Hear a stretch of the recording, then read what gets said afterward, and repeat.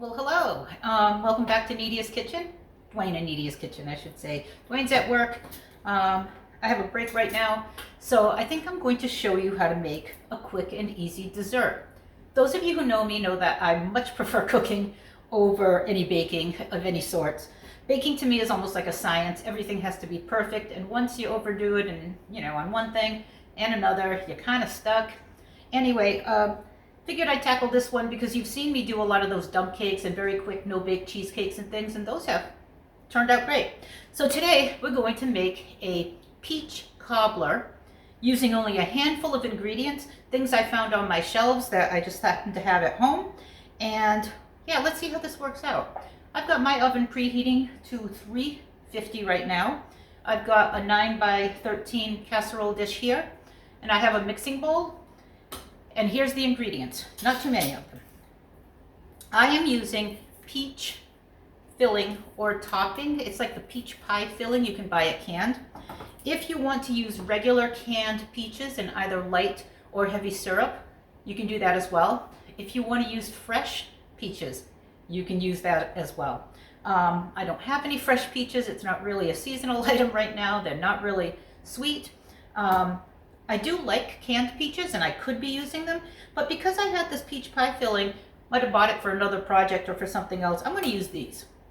And that's basically your base. Other than that, in order to make the topping that turns it into the cobbler, I have 1 cup of granulated sugar, 1 cup of all-purpose flour, half a cup of brown sugar, and this is the light brown sugar.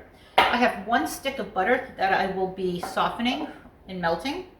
I'm going to use 1 teaspoon of cinnamon, ground cinnamon, or maybe that's a tablespoon, I'll have to check. And I'm going to use half a teaspoon of salt. That's it, folks. There's not much more to it. And let's put this all together. All right, so what am I going to do first? Well, first I'm going to move these ingredients out of the way and grab my casserole dish right here, an oven-safe casserole dish. And I'm going to put the 2 cans of peach pie filling on the bottom. I'm going to spray it a little bit with this butter stuff just in case. I don't like things to stick. And if it has that fake butter flavor, it can't hurt. So here's what it looks like. It does have whole chunks of peaches, which is why I say it's not a bad alternative to canned regular peaches or even to real peaches. I would imagine the real peaches, when they're in season, maybe in the summer, they might be not just the healthiest and least processed option, but probably the most delicious if they're really fresh. So here's this, and I'm going to basically coat the bottom with the mixture. And you'll need 2 cans. These are 21-ounce cans, but 21-ounce cans seem to be the default size can for all pudding and pie filling fruits. I'm going to spread this so that I have equal amounts of hunks of peach and equal amounts of the, I guess, the sugary gel that it kind of sits in. And there you go. The oven is telling me that it's ready. All right, so I'm going to put this aside, and now I'm going to combine my dry ingredients. First, let's melt this butter so it's ready to add. Okay, so in this bowl, I am going to mix the 1 cup of white sugar, the 1 cup of all-purpose flour,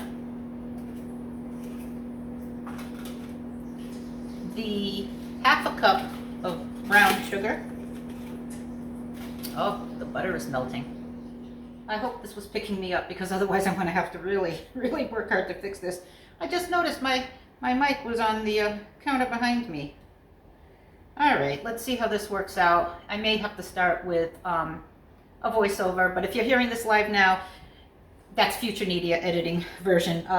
Okay, so there were a couple of things I forgot to mention in that opening shot anyway. And the truth is, we're going to need some baking powder and some vanilla extract, along with half a cup of milk.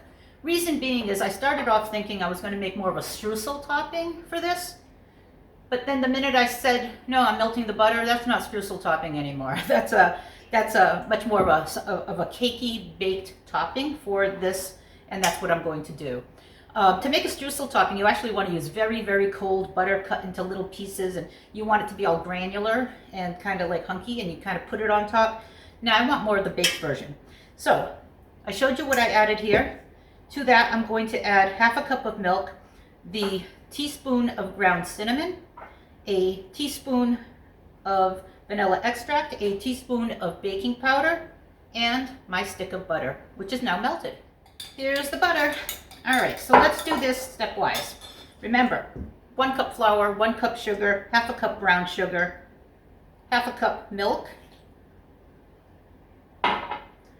1 stick of butter that has been melted. Get every teaspoon of that in there. There's nothing there's nothing better than butter, folks. It just isn't. Ask people who are experts in French cuisine. Okay, so I do have my teaspoon here, and let's put in the rest of these ingredients. This is pure vanilla extract. I'm using the real kind. Just a teaspoon there. I'm going to use a teaspoon of the baking powder, but I'm going to measure it out using 2 half teaspoons because the other one is dirty from the vanilla extract. There's the baking powder. I'm going to add a teaspoon of cinnamon. Let's get, oh, some of it's spilling out. That's okay. I don't think you can overdo cinnamon. There we go, maybe a little tad more. That cinnamony flavor is really good. Half a teaspoon of salt. This I'm just going to eyeball. And it comes out very, very slow from this shaker, so I know I'll be able to see the half teaspoon in there. You definitely always want to use a little bit of salt when you're doing it. It looks like I'm putting a lot in, folks, but it's not coming out that much. Okay, there's the half teaspoon. And let's get this mixed. Yeah, I'm glad I remembered that I wasn't making the streusel because I do want this to bake, and in order to bake, it has to turn into a batter. Alrighty. Okay, so continuing with this batter, you really want to make sure that those pieces of brown sugar get kind of crunched down. You know how brown sugar tends to clump due to the molasses. So you want to make sure you unclump that. And it really does turn into a smooth looking batter. Kind of like this.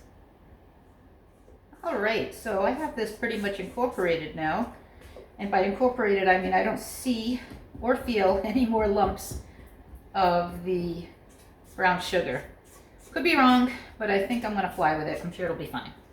All right, so let's put this over the top. I want to make sure I cover most of the surface area.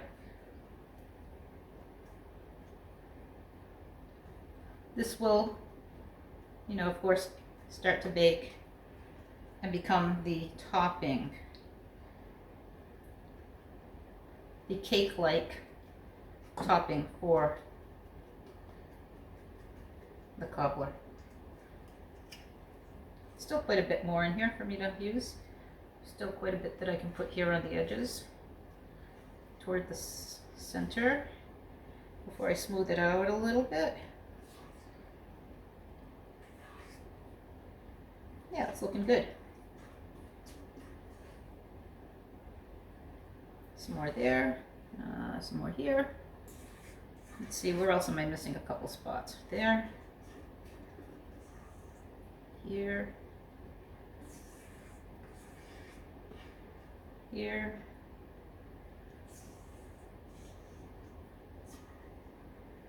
here,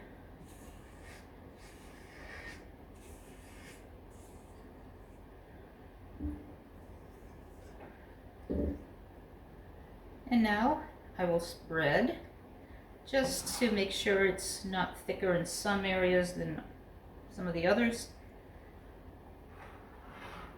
Try to get it out to the edges a bit.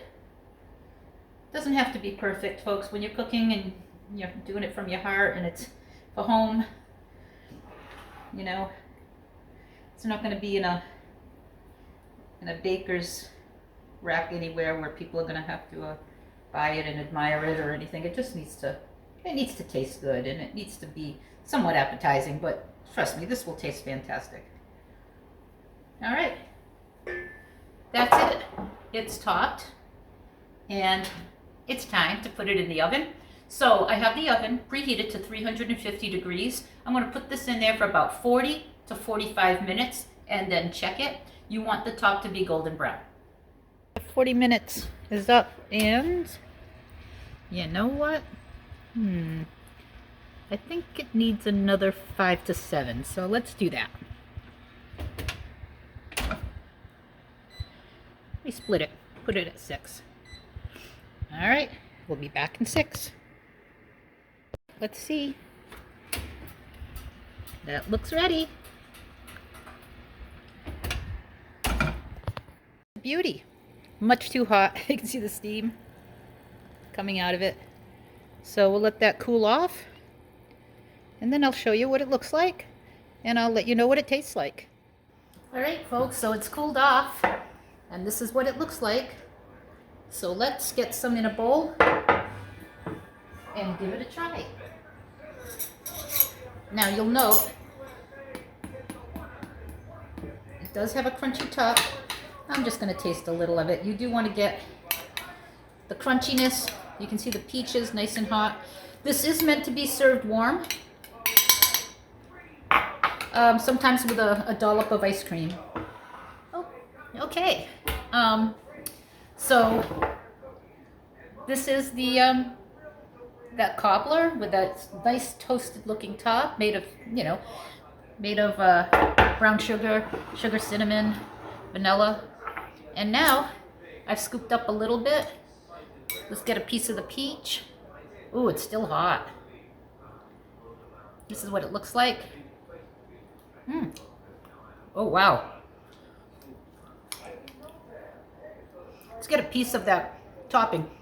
Now, if some of you have seen our apple crisp video, you'll notice the difference between the crisp and between this type of topping is this is more of a batter cake-like topping, whereas the crisp is really cinnamon rolled with oats and butter, and this is much smoother because it's made with the flour and the sugar.